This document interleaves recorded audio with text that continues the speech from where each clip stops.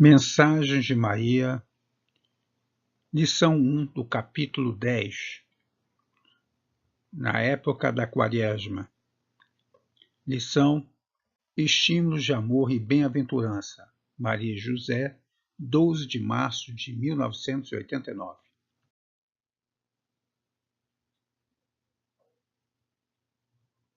Nós estamos encaminhando para vocês, como sempre, os 3 vídeos. O primeiro se refere ao resumo da lição, os comentários, e a frase da semana que deverá ser praticada o tempo todo. O segundo se refere à meditação. E o terceiro, que é nessa oportunidade, vai falar um pouco sobre meditação e as fases que a gente precisa percorrer até a gente chegar ao que a gente chama de Nirvana ou Samadhi. Na meditação, a ideia da meditação é você se aproximar do Pai. É você ter a capacidade de escutar o que Deus fala com você. É de você captar, digamos, as informações e as orientações que Ele te dá para que você melhore e para que você possa desenvolver o amor por Ele. Dessa forma, você vai alcançar a consciência crística e vai se aprimorar cada vez mais na meditação para isso. Então, as fases que você vai passar no passo 1 é primeiro alcançar o seu estado de paz. Então, a primeira coisa que se recomenda é para que você faça a meditação no local onde você não poderá ser interrompido, onde você mantenha-se isolado e seguro. Um lugar confortável, um lugar que você há de fazer sempre as suas meditações. Todo mundo precisa saber e respeitar o seu momento de prática, para que você não seja interrompido, para que você possa desenvolver a sua meditação em estado de silêncio e de quietude. Use sempre o mesmo espaço, a mesma cadeira, as mesmas condições, porque assim você vai criando um hábito. Vai criar um hábito que é saudável e, obviamente, você vai também ter a assistência dos espíritos superiores para que você possa fazer isso com habitualidade.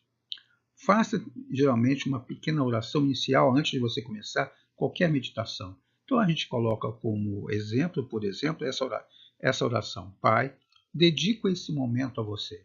Por favor, ajude-me a me aproximar com você. Obrigado. Então, uma oração simples, pequena, mas pode fazer orações mais extensas, não tem problema nenhum.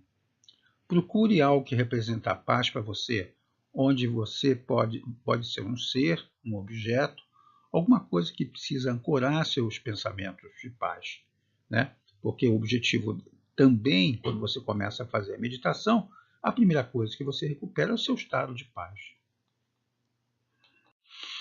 Passo 2. Estabelecer regras. Na medida que você começa a fazer meditação, você precisa ter regras a serem seguidas com habitualidade. Então, nada de pensamentos que tragam preocupações, lembranças do passado, julgamentos, discriminações, críticas, situações de competição, etc. Sua mente tagarela vai te fazer ficar preso neles. Não lute, apenas relaxe. O que acontece com isso? A verdade é que nossa mente está sempre pensando naquilo que nós estamos praticando no dia a dia, mas sempre se remetendo a um passado já vivido, porque é isso que ela faz. Esse é exatamente o ardil que o ego cria para que nós possamos ficar presos nesses pensamentos, digamos, equivocados, obsessivos, e que vão, na verdade, nos atrasar nessa aproximação com Deus. Uma outra forma de você fazer com que, na medida que você não consiga evitar, é fazer, digamos, uma bolha azul que te envolva e que essa bolha azul possa ser exatamente a sua proteção para que você não possa ser de alguma forma atacado. Terceiro, não se culpe por pensar muito. Não se prenda a esses pensamentos, né? É assim mesmo no começo. Com paciência, com perseverança, com fé. Esses pensamentos tendem a diminuir, mas precisa insistir. No meu caso, especificamente, eu levei muito tempo. Eu levei, na verdade, 2 anos até que realmente eu pudesse estabelecer um hábito de oração. Então, eu me dei conta hoje, precisamente hoje, porque eu estou numa convenção, né, hoje, eu dei conta que eu estou há 9 anos, desde o momento que eu comecei até hoje, então, eu levei 9 anos até alcançar o estado que hoje eu estou praticando. Para confessar a vocês, digamos, a minha meditação, apesar de ser uma meditação muito boa, ainda não atingi esse estado de excelência na meditação.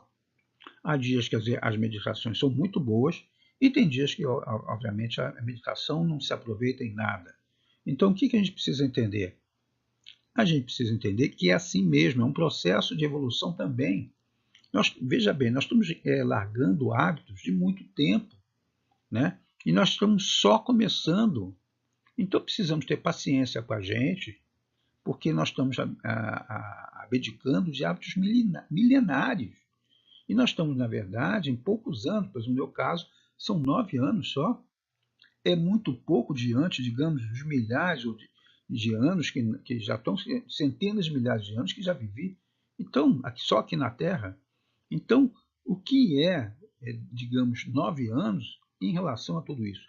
Mas é claro que é muito, porque na medida que eu estou praticando, eu estou dissolvendo todas essas energias que foram constituídas nesses centenas de milhares de anos, e com uma rapidez enorme, né? Que é essa consciência que a gente precisa ter.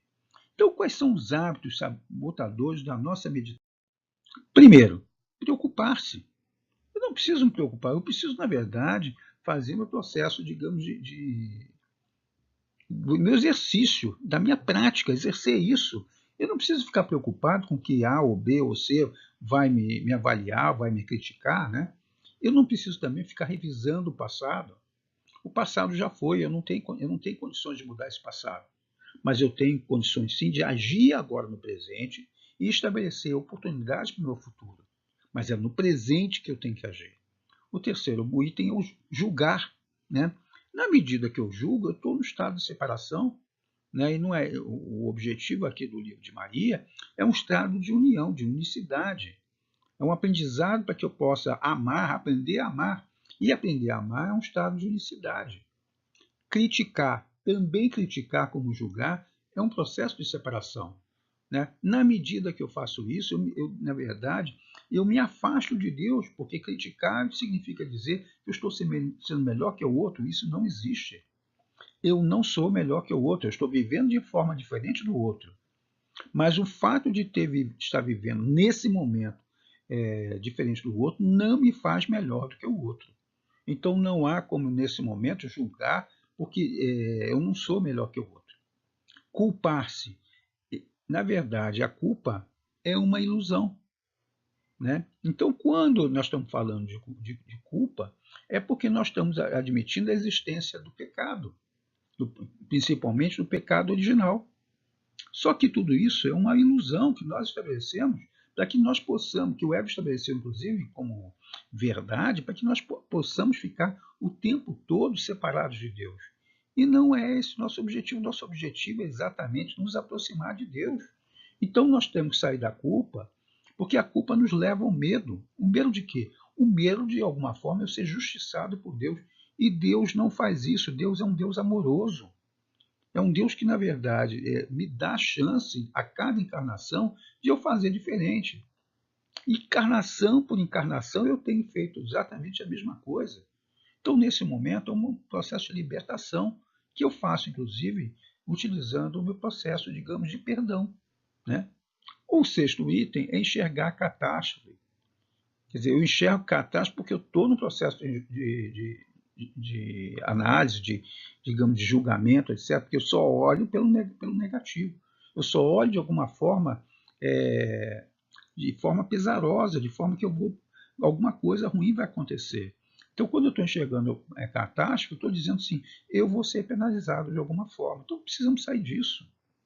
O item 7, né, que é os 7 itens, né, é o duvidar. Duvidar que Deus possa estar do meu lado. Veja bem, qual é a energia mais poderosa do que Deus? Não existe. Então eu não posso duvidar que Deus está exatamente do meu lado, tirando digamos, das minhas dificuldades, que é isso que eu preciso entender. O passo 3. Isole-se em si mesmo. Desvie a sua atenção para o mundo interno. Imagine-se na plateia do cinema. A vida está no palco. Apenas observe o que ocorre no palco. Como no filme, sem interferir. Apenas observe. Não se detenha no que acontece ao seu redor. Se perder nos seus pensamentos, volte à posição de observador. Na medida que você vai treinando, você vai ficar cada vez mais próximo daquilo que você deseja. Você não, veja bem, quando a gente está falando do palco, é porque no filme a gente olha, a gente está assistindo o filme, a gente quase não está se envolvendo, ainda que a gente tenha os mesmos sentimentos, etc., mas nós estamos fora do filme. A gente sabe que aquilo ali é uma coisa transitória. Que acabou o filme, a gente vai sair e vai viver, vai continuar vivendo a nossa vida. A mesma coisa com o processo de ilusão. Quando nós estamos aqui, isso vai acabar daqui a pouco e nós vamos voltar digamos, à nossa Terra, que é a Terra, digamos, da quarta dimensão, ao mundo espiritual.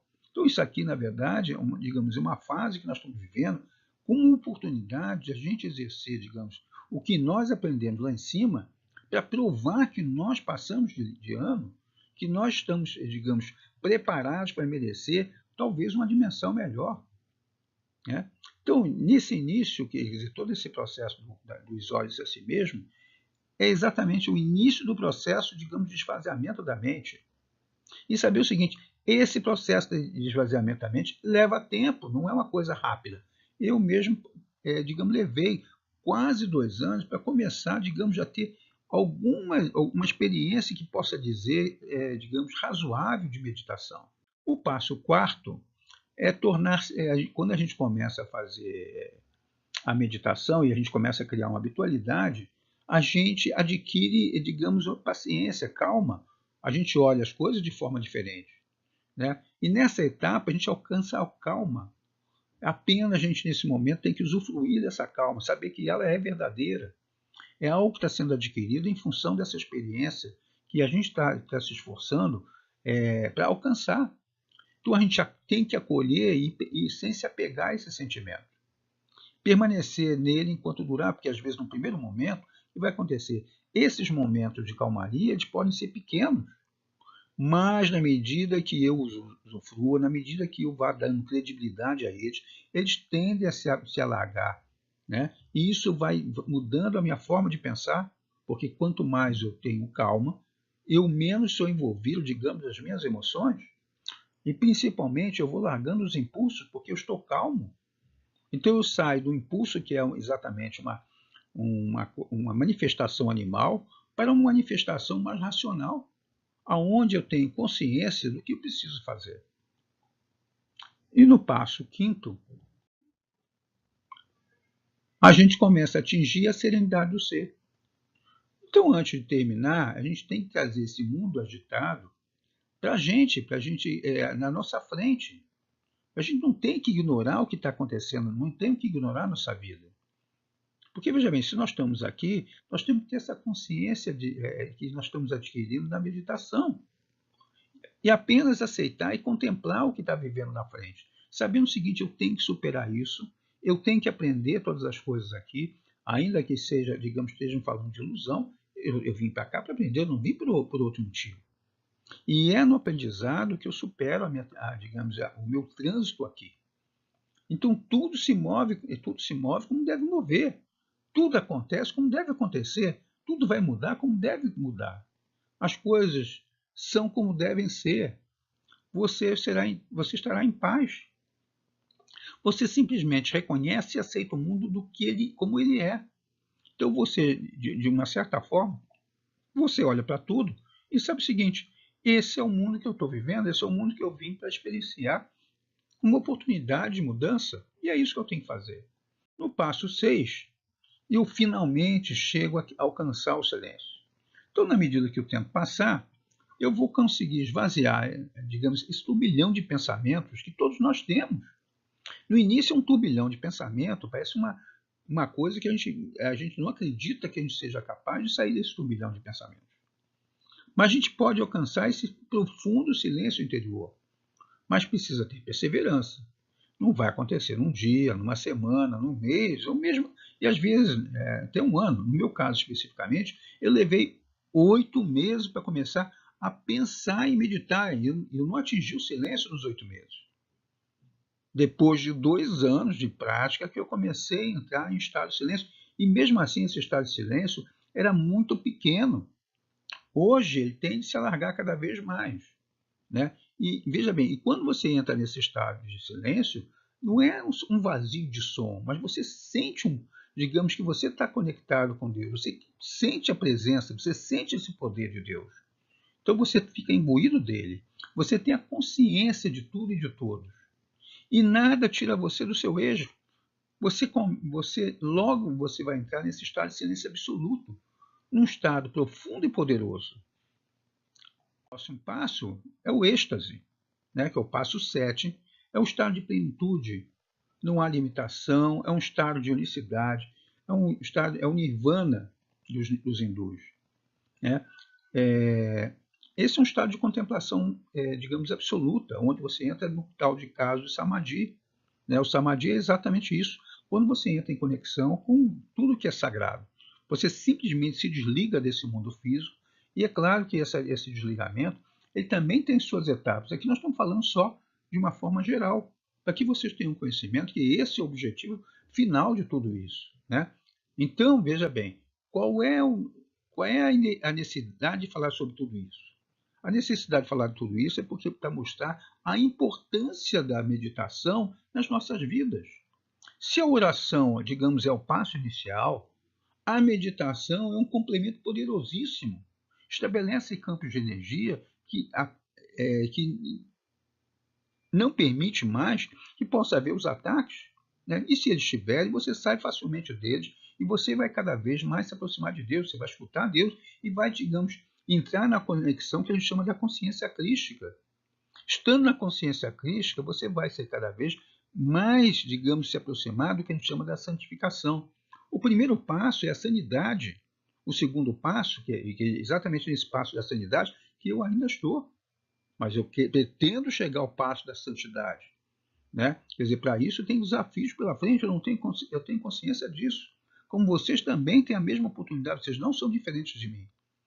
Todos nós estamos exatamente dentro do mesmo processo, digamos, de crescimento espiritual. A única coisa é que nós usamos caminhos diferentes. Cada qual tem seu caminho. O meu caminho não é igual de ninguém. O caminho, digamos, de uma outra pessoa também não é igual ao meu, nunca será. Mas isso não significa dizer que ele é mais evoluído ou menos evoluído. Nós não estamos fazendo. Deus não faz essa distinção. A única distinção é que eu estou tomando um caminho diferente, só isso. Né? E que vocês também, cada qual está tomando o seu caminho, e assumir a responsabilidade disso. Não é para fazer comparações, não é para fazer julgamentos, não é para fazer discriminações, não é para fazer competição. Nós não estamos aqui para isso. Né? Então, leve em conta tudo isso, gente. Então, eu espero que isso tenha ajudado vocês de alguma forma, vocês tenham tido proveito nessas palavras que eu estou falando, e que Deus abençoe vocês, e que vocês pratiquem cada vez mais a meditação. Um beijo, boa tarde, até lá.